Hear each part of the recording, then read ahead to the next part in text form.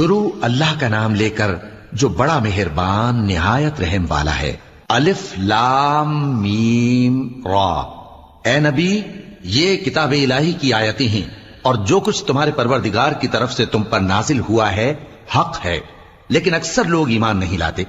اللہ وہی تو ہے جس نے ستونوں کے بغیر آسمان جیسا کہ تم دیکھتے ہو اتنے اونچے بنائے، پھر عرش پر جلوہ افروز ہوا اور سورج اور چاند کو کام میں لگا دیا۔